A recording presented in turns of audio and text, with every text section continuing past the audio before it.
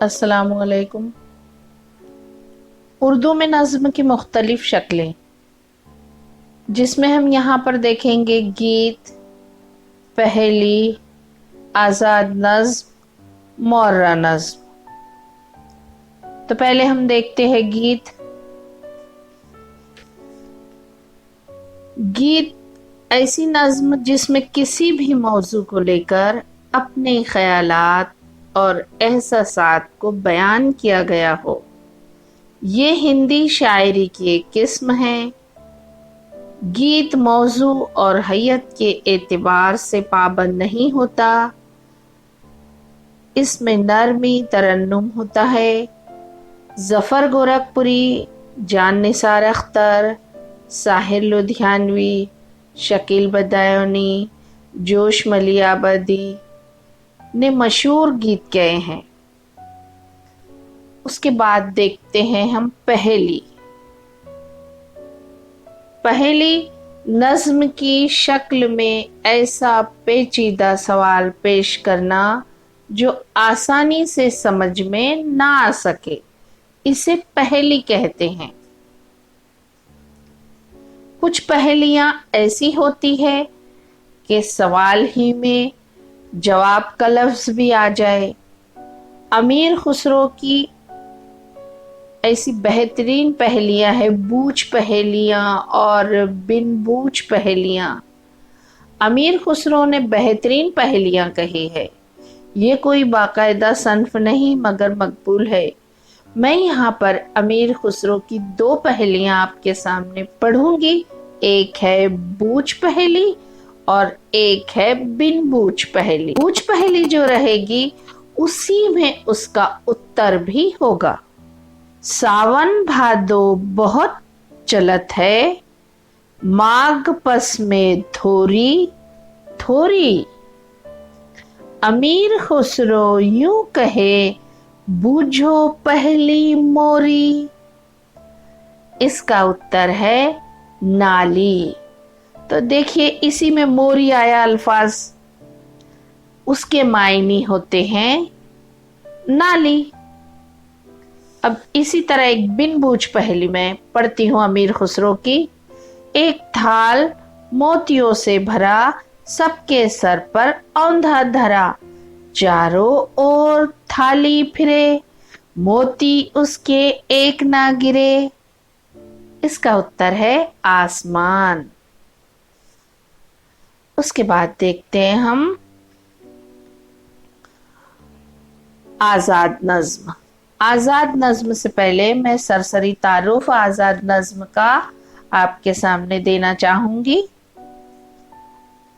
उर्दू में आजाद नज्म का रिवाज अंग्रेजी नज्म की तकलीद से हुआ। ये फ्रांस की शेरी हैयत है। 19वीं सदी के आखिर में जब हिंदुस्तान में अंग्रेजों का अमल दखल बढ़ा और अंग्रेजी जबान व अदब के असरात बढ़ने लगे, तो इनके नतीजे में आजाद नज्म का चलन भी उर्दू में आम हुआ।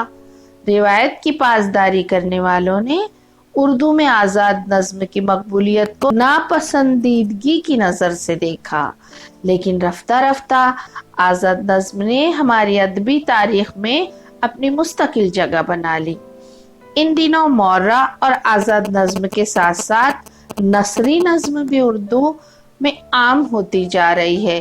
तो देखिए आजाद नज्म।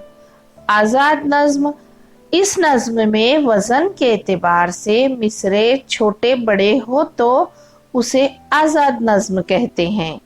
इसमें रदीफ काफिया की पाबंदी नहीं होती और इसके अरकाने बहर में कमी बेशी होती है। अब अरकाने बहर किसे कहते हैं? जिन अज्जा यानी टुकड़ों से बनती है, इनको अरकाने बहर कहते हैं।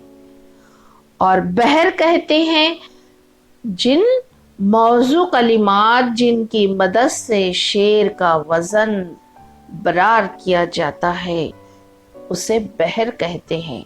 कि वजन उरूज़ों के इस्तिलाह में दो कलमों की हरकत व सकनात बराबर होने का नाम है।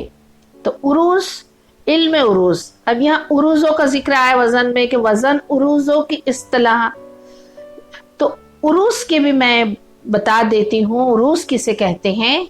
इल्म उरूज वो फन जिनसे अशार का वजन मालूम हो, उरूज कहलाता है। इस फन के मौजिद अरबस्तान के एक नामवर आलिम अदब थे।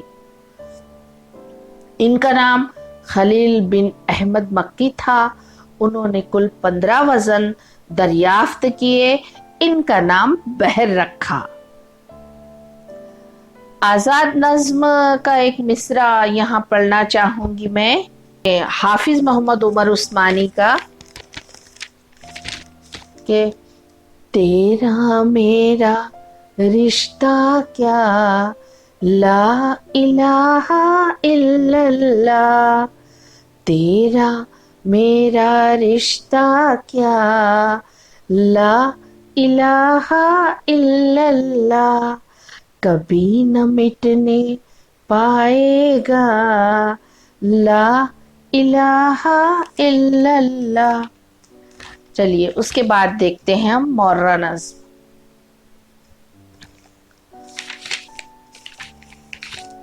मौर्रा नज्म और आजाद नज्म में बड़ा लतीफ फर्क है। दोनों ही में रदीफ काफिये की पाबंदी नहीं होती, लेकिन नज्म मौर्रा में कभी कभी बेतकल्लुफी में कोई काफिया बन भी जाता है। इस नज्म में अरकान तो होते हैं, लेकिन छोटे मसाविल अरकान नहीं होते। अख्तरुल ईमान की नज्म एतमाद मौर्रा नज्म की उम्दा मिसाल है। तो कभी आप निकाल के नज्म एतमाद पढ़िएगा।